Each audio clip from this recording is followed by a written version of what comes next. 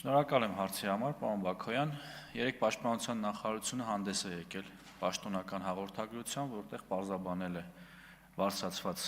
խնդիրները, որոնք իրականում չկան, մտածածին են, եւ կարող եմ ասել, որ ամեն ինչ կարգին է, աշխատանքները ընթանում են իրենց բնականon հունով։ Փետրվարի 27-ին անվտանգության խորհրդի նիստի ժամանակ ընդունվել են որոշումներ, որոնք ենթադրում են եւս մի քանի իրավական ակտերի ընդունում, այդ թվում նաեւ կառավարության որոշում, որից հետո պայմանագրերը կկնքվեն բոլոր նրանց հետ, ովքեր պատրաստ կլինեն։ Շնորհակալ եմ, նաեւ հաշվի առնելով, որ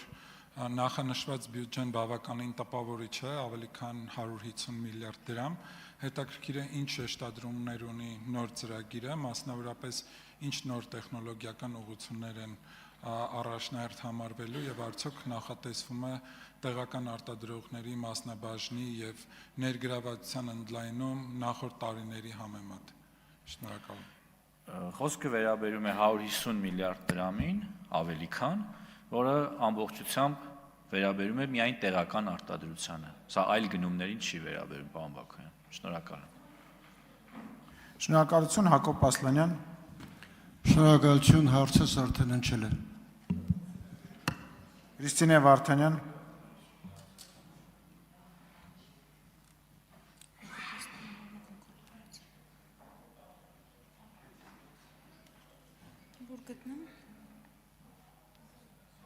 Շատ կարևոր է, որ բացի պայմանավորվող կողմերից լինեն նաև պայմանավորվածության երաշխավոր կամ երաշխավորներ։ Հակառակ դեպքում, օրինակ, տեսեք, մենք անընդհատ ասում ենք խաղաղության պայմանագիր։ Եթե երաշխավորներ միջազգային, ընդ որում այդ երաշխավորները պետք է լինեն կարող ուժեր, չլինեն, շատ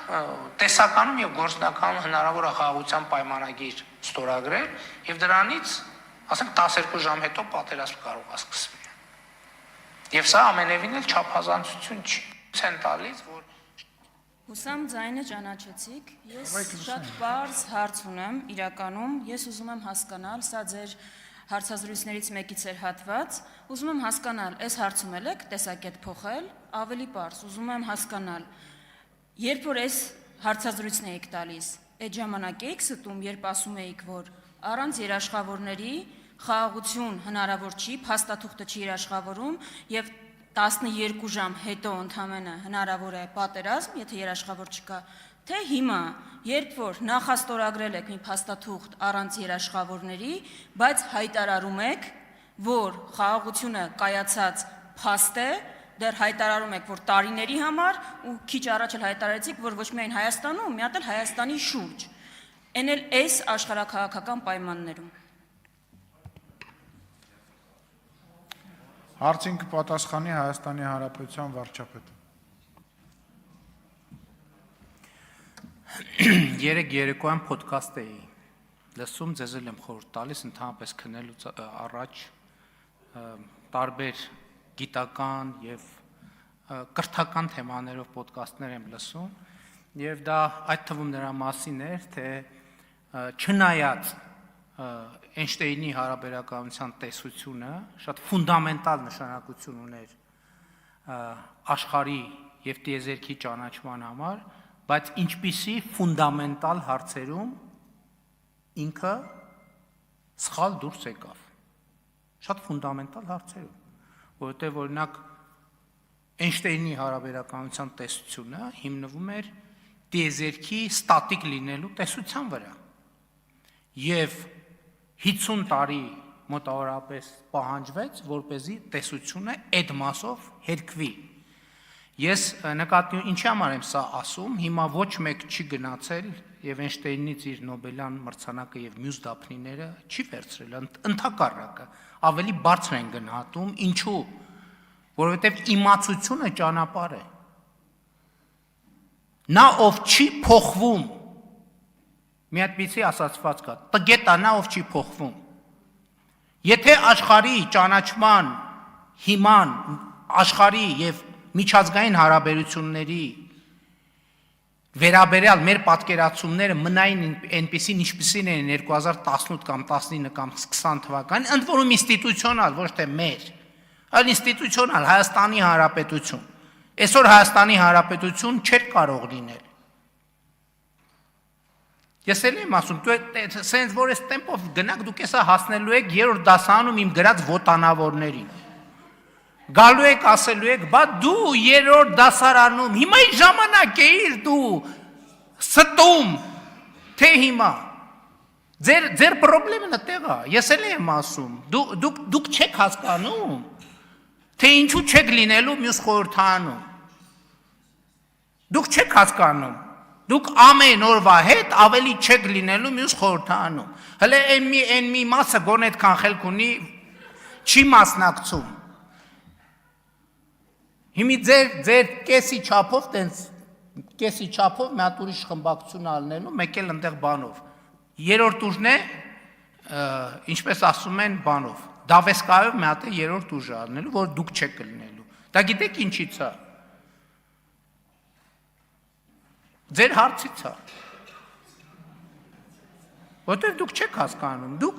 Դուք այսօր ամեն ինչ ընկալում եք նենց, ոնց որ 3 տարի առաջ, 5 տարի առաջ, 10 տարի առաջ, 15 տարի առաջ, և էտա, այո, և մենք այսօր ունենք խաղաղություն,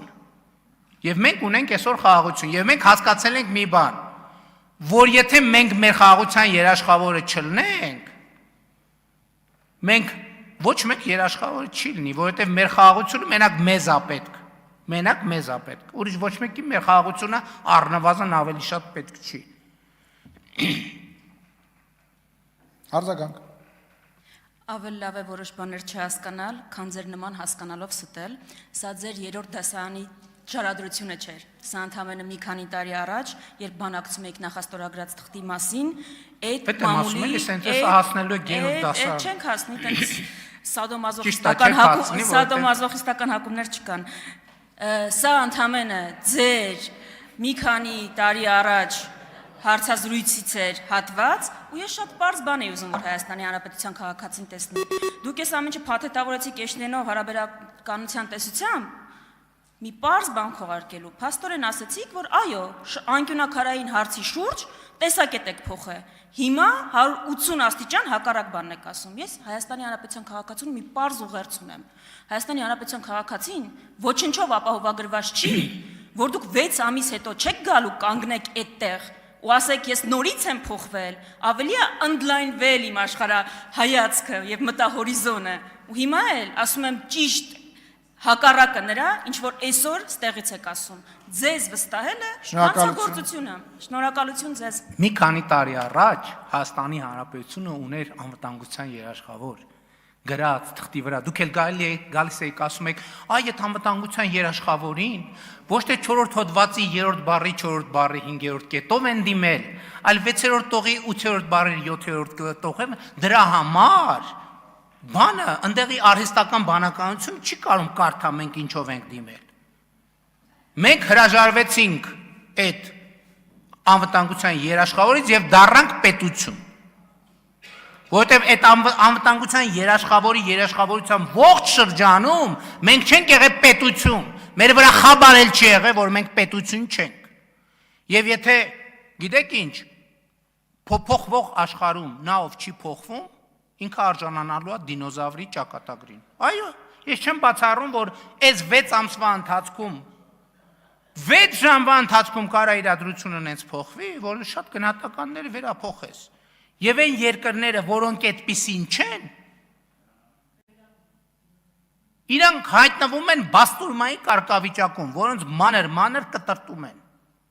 Այո, մենք ինստիտուցիոնը գալիս են կարդում զեկույցը, նենց կարդում է, ոնց որ ինքն այդ զեկույցը գրել։ Մի րոպե, ոչ մեկի մոտ հարց չի, ամբողջ կառավարությունը 3 ժամ նստած ստեղ, 3 ժամն ով այս ընթացքում այս երկրի անվտանգությունը ապահովում։ Բայց երկրի վարչապետը կդգա միտեղ, քանի ժամ արդեն, 2 ժամ սենց հարած կնստի, հա, բայց ինչ ենք եկել նստել։ Հələ նայեք ամբողջ կառավարությունը նստած աստեղ, արտաքին գործերը, ներքին գործերը, Այնտեղ ընդհանրապես շրջակա միջավայրում ինչա կատարվում էս ընթացքում։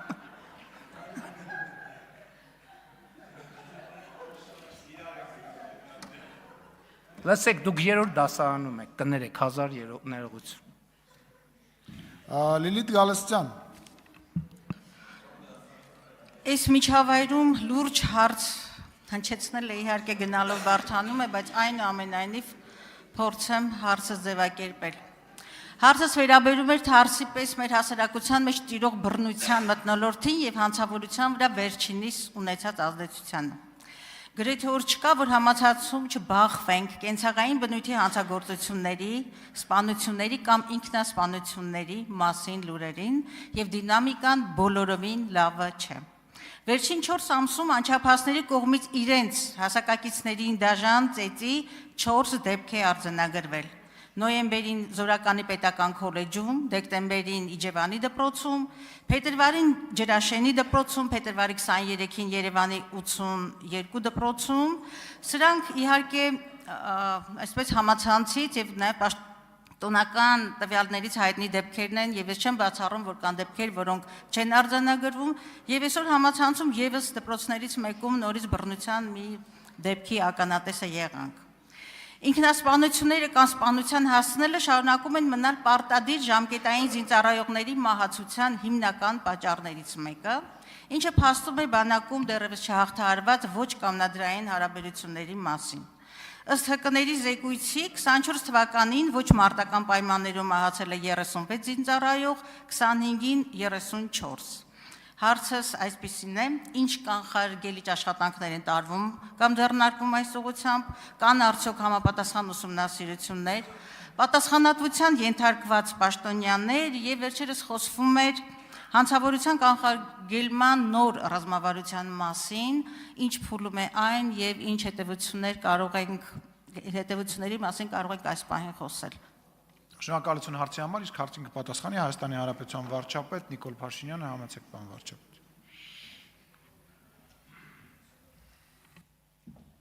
Շնորհակալ եմ հարցի համար, Տիկին Գալստյան, ձեր հարցի մեջ իրականում մի քանի բանալի բառեր կային, այդ բանալի բառերից մեկը համացանցն էր, որովհետև եթե նախկինում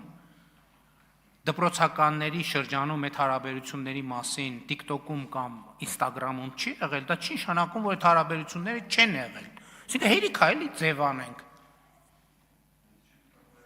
Հիմա